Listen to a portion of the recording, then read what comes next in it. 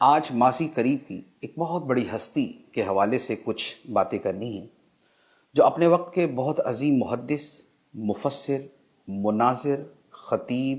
صاحب علم، صاحب روحانیت، صاحب باطن اور استاذ العلماء تھے۔ میری مراد ہے حضرت علامہ مولانا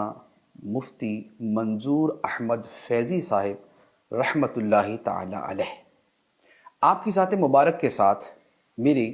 جو ذاتی تعلق ہے وہ اس اعتبار سے، ایک قلبی لگاؤ اس اعتبار سے بھی ہے کہ مجھے آپ کی زیارت کا شرف بھی حاصل ہوا، آپ کے پاس بیٹھنے کا موقع بھی ملا، آپ کے ملفوظات عالیہ بھی سنے اور آپ کے معمولات مبارکہ کو بھی دیکھا۔ اپنے وقت کے عظیم محدث، آپ کا وصال یکم جمادی الاخری سن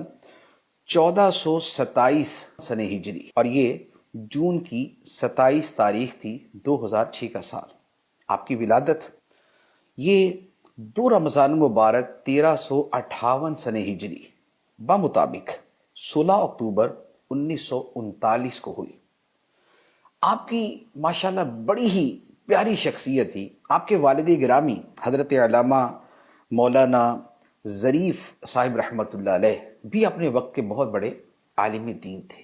آپ کے اساتذہ میں، فیضی صاحب رحمۃ اللہ علیہ کے اساتذہ میں اپنے وقت کے اکابر علماء داخل ہیں، اور ان میں سب سے بڑا نام حضرت علامہ سید احمد سعید کاظمی شاہ صاحب رحمۃ اللہ علیہ کا ہے۔ اور آپ بیعت ہوئے اس عظیم ہستی سے جو ولی کامل تھے، جو صاحب کشف و کرامات تھے، جو صاحب باطن تھے، عشق رسول صلی اللہ علیہ وآلہ وسلم کا عظیم پیکر تھے، حضرت علامہ خواجہ فیض محمد شاہ جمالی رحمۃ اللہ تعالی علیہ۔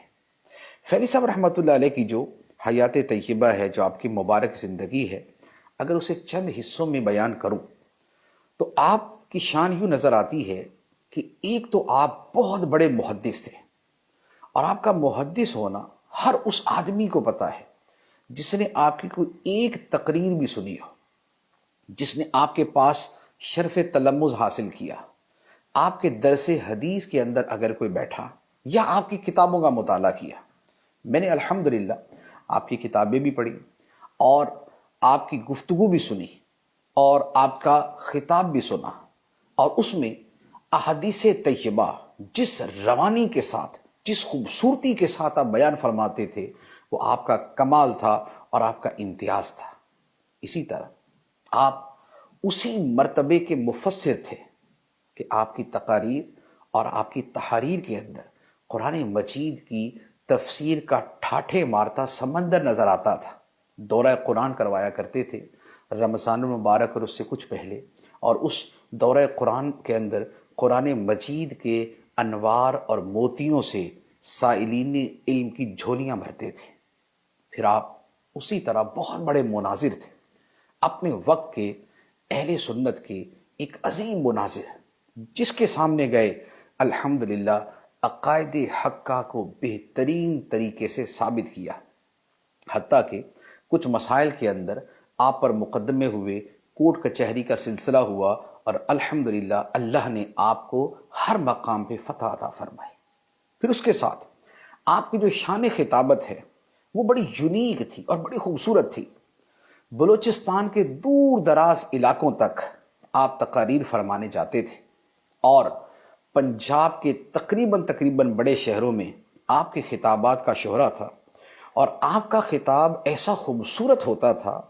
کہ علماء اس خطاب کو سننے کے لیے جایا کرتے تھے۔ ورنہ عام طور پہ یہ ہوتا ہے کہ علماء کسی دوسرے عالم کا خطاب کم سنتے ہیں، کیونکہ جو انہوں نے بیان کرنا ہوتا ہے ان کو بھی پتہ ہوتا ہے۔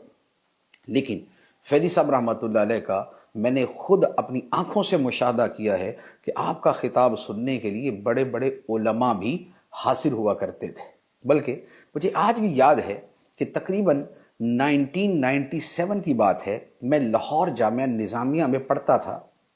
تو ہمارے جامعہ کا جو ماحول تھا، چونکہ علمی ماحول تھا، تو اس میں تقریریں سننے کا اتنا زیادہ کوئی رجحان نہیں تھا اور نہ اس کی حوصلہ افزائی تھی۔ لیکن ایک دن کیا ہوا، ہمارے استاد صاحب نے فرمایا کہ آج رات فلاں مسجد میں، بھاٹی گیٹ کی ایک مسجد میں بہت بڑے عالم دین کا بیان ہے، ساری کلاس ان کا بیان سننے جائے۔ ہم سب کے لیے یہ ایک بڑی حیرت کی بات تھی کہ ہمیں تو تقریریں سننے کی اتنی رغبت نہیں دی جاتی، لیکن ایسے کون سے عالم ہیں کہ جن کی تقریر سننے کے لیے ہمارے استاد فرما رہے ہیں کہ آج ساری کلاس جا کے ان کا خطاب سنیں۔ چنانچہ رات کو ہم پہنچے، مسجد میں پہنچے، خطاب شروع ہوا، اور ممبر کے اوپر جو ہستی بیٹھی ہوئی تھی وہ حضرت علامہ مولانا منظور احمد فیضی رحمۃ اللہ علیہ کی تھی۔ اور آپ یقین کیجئے کہ ہم نے جب ان کا خطاب سنا، مجھے یاد پڑتا ہے کہ کم از کم جس موضوع پہ انہوں نے خطاب کیا، شاید 100 کے قریب حدیثیں عربی کے اندر پڑھی ہوں گی۔ تقریباً 2 گھنٹے کا خطاب اور احادیث طیبہ کی روانی، سبحان اللہ سبحان اللہ، عشق رسول صلی اللہ علیہ وآلہ وسلم جو اس میں موجزن تھا، نبی پاک صلی اللہ علیہ وآلہ وسلم کا نام مبارک جس محبت، عقیدت اور القاب و آداب کے ساتھ ادا ہو رہا تھا، اسے دیکھ کے اور اسے سن کے ایمان تازہ ہو گیا۔ یہ آپ کی خطابت تھی، اور آپ کے تقریباً تمام خطابات اسی انداز کے ہوا کرتے تھے۔ پھر اس کے ساتھ علامہ صاحب رحمۃ اللہ علیہ کی ایک اور بہت بڑی خوبی، آپ تدریس فرماتے تھے، اور الحمدللہ جامعۃ المدینہ گلستان جوہر میں آپ نے کئی سال تک دورہ حدیث میں تدریس فرمائی۔ اور یہ وہ زمانہ تھا کہ جس میں میں بھی وہاں پر مدرس تھا جامعۃ المدینہ میں، اور حضرت اپنی فیملی کے ساتھ جس گھر میں رہتے تھے اس کے ساتھ والے کمرے میں میری رہائش تھی، اور وقتاً فوقتاً آپ کی زیارت بھی ہوتی، آپ کے گھر پہ حاضری بھی ہوتی، آپ کی باتیں بھی سننے کو ملتی، اور آپ کی باتوں کا جو موضوع ہوتا تھا، جو گفتگو کا موضوع ہوتا تھا، نبی پاک صلی اللہ علیہ وآلہ وسلم کی محبت اور عقائد اہل سنت اور خدمت دین۔ جب بھی آپ کے پاس بیٹھے آپ کے موضوعات یہی ہوتے تھے، اور دورہ حدیث پڑھاتے ہوئے آپ یقین کیجئے کہ ہم پرانے بزرگوں کے بارے میں سنتے تھے کہ اس انداز میں حدیث پڑھاتے تھے، لیکن فیضی صاحب رحمۃ اللہ علیہ کو لوگوں نے اپنی آنکھوں سے دیکھا کہ نبی پاک علیہ الصلاۃ والسلام کے احوال اور فضائل بیان ہوتے تو خود بھی روتے تھے، طلبہ کو بھی رلاتے تھے۔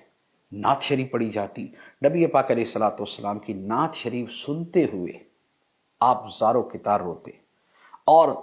دل و دماغ کے ساتھ ایسا لگتا کہ جیسے بارگاہ مصطفیٰ صلی اللہ علیہ وآلہ وسلم میں حاضر ہیں۔ پھر اس کے ساتھ آپ کا جو تصنیفی کام ہے، جو آپ نے تحریری کام کیا، وہ بھی الحمدللہ ایک ضخیم کام ہے۔ آپ کی جو کتابوں کی فہرست ہے وہ ہے تقریباً 57 کتابیں آپ نے تصنیف فرمائی، اور اس میں جو سب سے عمدہ، سب سے اعلیٰ، سب سے علمی اور سب سے خوبصورت کتاب ہے وہ ہے مقام رسول صلی اللہ علیہ وسلم۔ مقام رسول، نبی پاک صلی اللہ علیہ وآلہ وسلم کے مقام و مرتبہ کے بیان میں انتہائی خوبصورت، انتہائی جامع کتاب ہے۔ پوری کتاب پڑھے، نبی پاک علیہ الصلاۃ والسلام کی عظمت، محبت، تعظیم، مقام، شان، صفات کا جو بیان ہے، اور اس پہ جس کثرت کے ساتھ آپ نے حوالہ جات جمع فرمائے ہیں، سبحان اللہ سبحان اللہ، آپ کے اس علمی مہارت سے قدماء کی یاد تازہ ہو جاتی ہے، پرانے زمانے کے جو بڑے بڑے علماء تھے ان کی یاد تازہ ہو جاتی ہے۔ نبی پاک علیہ الصلاۃ والسلام کی محبت پہ ایک باب باندھ کے کلام کیا، آپ کی تعظیم پہ، آپ کے ادب پہ، آپ کی گستاخی کے احکام پہ، نبی پاک علیہ السلام کی شان بیان کرنے میں کس قدر کوشش کرنی چاہیے، اس حوالے سے آپ نے کلام فرمایا۔ اور پھر نبی پاک علیہ الصلاۃ والسلام کی مختلف شانیں، آپ کے علوم عالیہ،